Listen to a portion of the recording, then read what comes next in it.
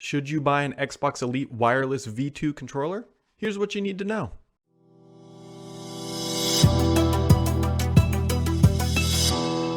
What's up everybody, Brad here, and in my hand is the brand new Wireless Elite V2 controller for Microsoft's Xbox One X gaming system, if you will. And the question everyone's going to want to know is it good? Should you buy it? And well, yeah, that's pretty much it. And so I've been using this thing for a little over a week now, and there's a couple takeaways and some real obvious things that if you're watching this video, you probably already know, right? Microsoft has taken the original Elite controller design, beefed it up a little bit, and then shipped the second generation. And so there's a couple things that you need to pay attention to because these are the key differentiators from the first generation.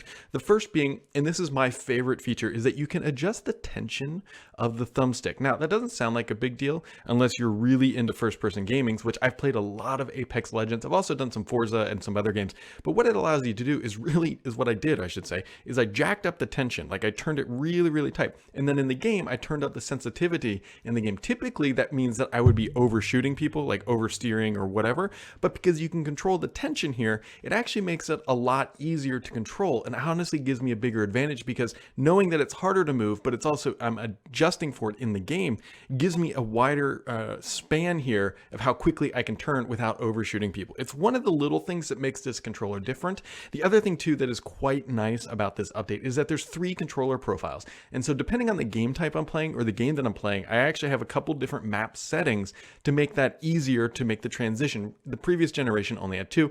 And of course you still have the paddles that connect into the back, and you also have the 3 stops now on the triggers. Previously it was only 2. I'm still going with the metal setting. The first one is just a little too short for my liking, and then the long one is, well, just like your standard Xbox controller. There are 2 big, well, I should say potentially 3 big downsides to this controller that you should be aware of before you plunk your money down. First off, it is kind of hard to keep clean, if I'm honest. I am generally babying my hardware and I don't go crazy with it. I don't throw it around, but there is a lot of dirt in the rubber pads and in the thumbsticks that's just kind of hard to get off. Like you rub it quite a bit and it just doesn't really remove, and it kind of stains it a little bit. Also, you're going to get oils from your fingers on the matte black finish, but that is actually quite easy to clean with a microfiber cloth, so that's not too big of an issue. The other big downside to this controller is that it has a sealed battery. Now, Microsoft is claiming 40 hours of battery life. I haven't gotten quite 40 hours of gaming in yet because that's a lot of gaming, but I have done about 20 or so, and it seems like 40 is probably about right. Now, what Microsoft does include, which is nice, and this thing has some heft to it, by the way, is a USB dock that you can just place on the controller, if I do it the correct way here, and then it just charges just like that. It's quite good. And what I've done is I just place this on my desk and then I can just drop it on there when I need to charge it. And there you go. But the downside there obviously is because it's a sealed battery. If this battery goes flat, you're out of luck. And the reason why I'm saying that's a potential downside is, while I'd like to think that Microsoft is going to put the best batteries and the best build materials in here, we don't quite know if that's the case, to be honest, because the other downside, which we don't know about, and there's no way to simulate this, unfortunately, is the rubber on the control on the grips here going to last? In the previous generation Elite controller, mine completely fell off, and it didn't take very long for that to show up. So I'm hoping that Microsoft has refined their formula and that the rubber grips are going to hold. The other issue with the primary Elite controllers, or the first generation, was the shoulder buttons kept breaking. And I did not personally have that issue, but I know people who did. So the longevity of this controller is, it's unknown. And that is a big deal at this point because this controller is $180. It's $180. Which is not cheap. If you buy the basic Xbox controller, you can roughly buy 3 of them for the price of one of these, which means, should you spend $180 on this controller? It's a great question. Let me qualify it, because if you spend $180 on this controller, provided the battery holds up and provided the rubber grips hold their own, you will be exceptionally happy with this controller. It is the Mercedes S-Class, it is an Audi A8, it's a BMW 7 Series, it is a Tesla Model S.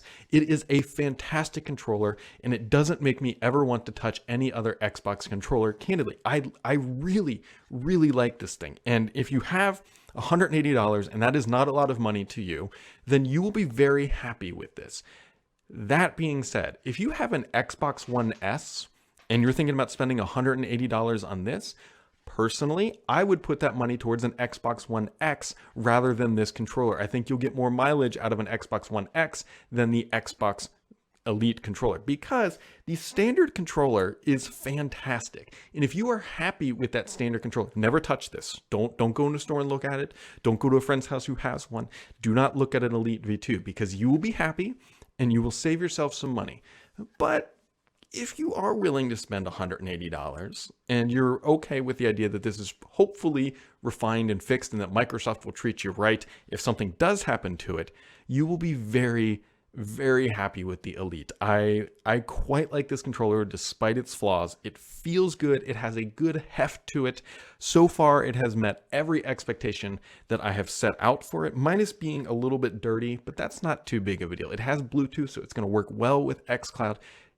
I can't say it enough and as many times. You'll be happy with this controller if $180 isn't a barrier for you. And for a lot of people, myself included, $180 on a single controller, especially when you can go buy an Xbox One S for about the same price if you find it on if you find one of those all digital editions on sale, roughly. I know it's not quite there yet.